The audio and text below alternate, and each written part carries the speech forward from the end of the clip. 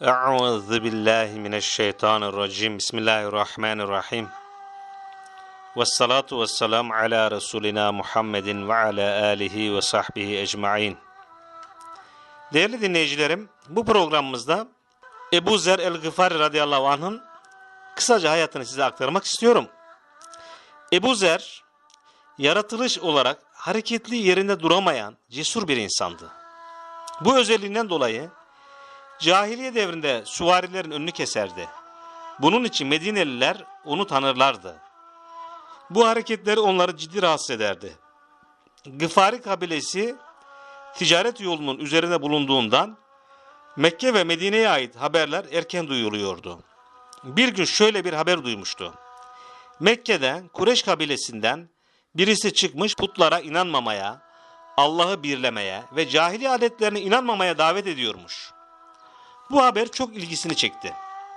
Derhal kardeşi Üneys'i Mekke'ye gönderip durumu öğrenmeliydi. Düşündüğü gibi yaptı. Kardeşi Mekke'de olan biteni araştırıp geriye döndü. Getirdiği haberde Muhammedül Emin denen zatın peygamberlik iddia ettiğini, iyi ahlaklı olmaya çağırdığını söyledi. Ayrıca Mekkeliler ona şair ve kahin diyorlardı. Kendisi de şair olan Üneys kardeşine, "Ben şairleri ve kahinleri çok iyi bilirim. Bu zatın hali bunlara benzemiyor," dedi. Değerli dinleyicilerim, Ebu Zer'in merakı iyice arttı ve kardeşine, "Sen beni tatmin edici bir haber getirmedin," diyerek yol hazırlıklarını yaparak Mekke'ye doğru yola çıktı. Bir sürü sıkıntılı ve yorucu bir yolculuktan sonra Mekke'ye vardı. Burası tanımadığı bir yerdi. Dikkatli olmalı, yanlış bir hareket yapmamalıydı. Güvenilir bir yerden haber alana kadar rengini belli etmemeliydi. Aradan 15 gün geçmiş, sağlıklı bir haber alamadığı gibi yiyecek ve içeceği de bitmişti. Aç kaldığı zamanlar zemzem suyundan içerek açlığını gideriyordu. Bir gün Hazreti Ali yanından geçerken Ebu Zer Hazretlerinin yabancı birisi olduğunu anlamıştı. Aralarında şöyle bir konuşma geçti.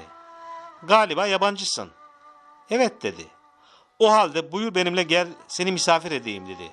Ebu Zer radıyallahu anh kabul etti. O gün ikisi de birbirine bir şeyden bahsetmediler. Küfür o kadar azgınlaşmıştı ki kimse kimseye güvenemiyordu. Ebu Zer radıyallahu anh 3 gün Hazreti Ali'de misafir oldu. Birbirlerini biraz tanıyınca ne için geldiğini açıklamak zorunda kaldı. Ebu Zer Hazretleri, aradığı yere geldiğini söyleyen Hazreti Ali ona şöyle dedi. "Ben seni aradığın insana götüreceğim. Yalnız çok dikkatli olmalıyız. Ben önden gideceğim, sen arkamdan beni takip et.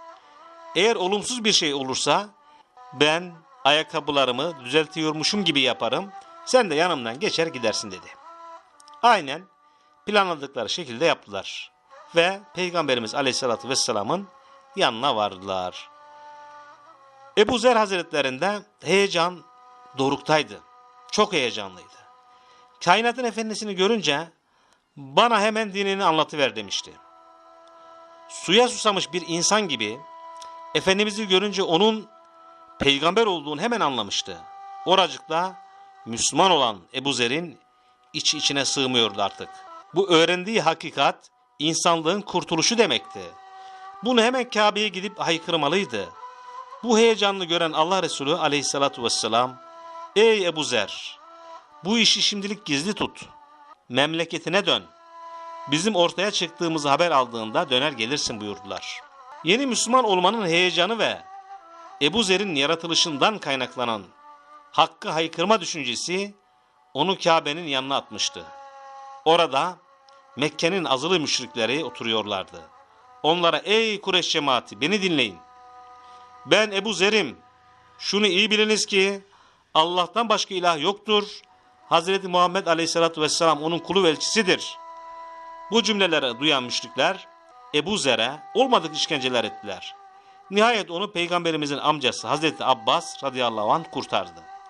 Müşriklere, "Siz bilmiyor musunuz? Ebu Zer Gıfar kabilesindendir. Orası sizin ticaretinizin yolunun üzeridir."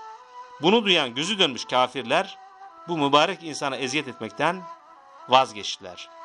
Evet değerli dinleyicilerim, durumun kendi düşündüğü gibi olmadığını anlayan Ebu Zer radıyallahu anh sevgili peygamberimizin tavsiyesine uyup kabilesinin yanına döndü. Bu vesileyle annesi ve Gıfar kabilesinin yarısı Müslüman oldu.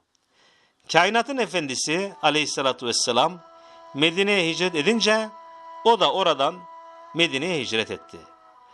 Efendimiz aleyhissalatü vesselamın en yakın arkadaşlarından biri olma şerefini elde etti. Efendimiz aleyhissalatü vesselamla geç saatlere kadar sohbet ederlerdi. Doyma bilmeyen bir öğrenme aşkı vardı. Kaynağı bulmuşken kaçırmak istemiyordu. O kadar çok beraberlikler oluyordu ki Efendimizin hastalığında son nefesine kadar yanından hiç ayrılmamıştı. Çok açık sözlü olan Ebu Zer radıyallahu anh bir gün peygamberimizden idarecilik talebinde bulundu. Onun idarecilik için zayıf olduğunu söyleyen Allah Resulü aleyhissalatü vesselam şöyle buyurdular. İdareciliğin yükü ağırdır. Bu işin hakkını vermek lazımdır. Eğer dikkat edilmezse kıyamet gününde mahcup olunur dedi. Ebu Zer radıyallahu anh bu isteğinden hemen vazgeçti. Değerli dinleyicilerim, bir defasında da Peygamberimiz şöyle buyurdular. Senin hizmetin idarecilerin hizmetinden az değildir. Onların kılıç kullanarak yapacağı hizmeti sen kafanı kullanarak ve fikirlerinle yaparsın buyurdular. Değerli dinleyicilerim, sıcak bir yaz günüydü. Bizans'a karşı bir sefer düzenleniyordu. Yol uzundu. Hazırlık gerekiyordu. Ebu Zer radıyallahu anh hazırlığını yapmış, yaşlı devesine eşyalarını koyarak orduyu takip ediyordu. Devesi yaşlı olduğundan orduya yetişemiyordu. Mesafeler epey açılmıştı. İleri geri konuşanlar da oluyordu. Ebu Zer radıyallahu anh devesinin kendisini orduya ulaştıramayacağını anlayınca eşyaları omuzlayıp deveyi olduğu yerde bırakmıştı. Bir zaman sonra orduya yaklaşmakta olan birisinin geldiğini fark ettiklerinde Efendimiz sallallahu aleyhi ve sellem Ebu Zer mi acaba? Onun olmasını isterdim buyurdu. Gerçekten de gelen Ebu Zer'di. Bu mübarek insanı gören kainatın efendisi aleyhissalatü vesselam Allah Ebu Zer'e rahmet etsin. O yalnız başına yürür, yalnız başına yaşar ve yalnız başına ölür buyurdu. Değerli dinleyicilerim, Ebu Zer hayatını sevgili peygamberimizin tavsiyelerine uyarak geçirmişti. İnsanlara yardım etmeyi hayatının gayesi edinmişti. Kendisine bağlanan 4000 dirhemlik maaşın yarısından çoğunu fakirlere sadaka olarak dağıtırdı. Hakkı söylemekten çekinmez, bildiği doğruları kim olursa olsun mutlaka söylerdi. Doğruları söylemesi hayatına mal olacak bile olsa yine doğruları söylerdi. Kılı kırk yararcasına bir adalet anlayışına sahipti. Hayatının sonlarına doğru hoşa gitmeyen bazı olaylar oluyordu. Bu mübarek insan bunlara tahammül edemiyordu. Bundan olacak ki halife onu Medine ile Mekke yolu üzerine bulunan Rebeze köyüne yerleşmesini istemişti. Burada hanımıyla beraber hayatını devam ettirmeye çalışıyordu. Hicretin 31. yılında ömür dakikaları tükenmeye başlamıştı. Bunu gören hanımı ağlamaya başladı. Yanlarında bir de hizmetçisi vardı.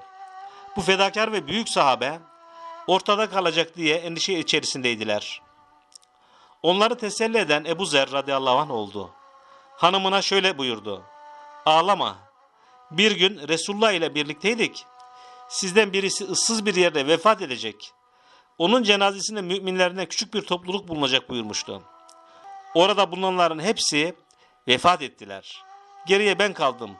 Yolu gözet, benim söylediklerimi aynen yap dedikten sonra ruhunu teslim etti. Hanımı ve hizmetçisi Ebu Zer'in vasiyetini yerine getirdiler.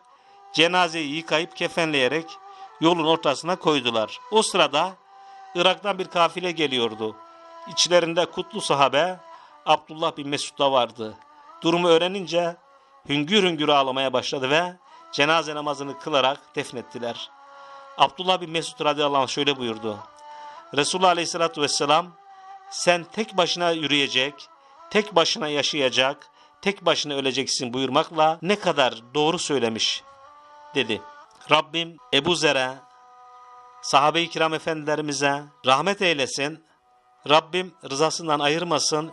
Bizleri onlara komşu eylesin. Onların ahlakıyla ahlaklanmayı cümlemize nasip etsin. Allah'a emanet olun. Hoşça kalın değerli dinleyicilerim.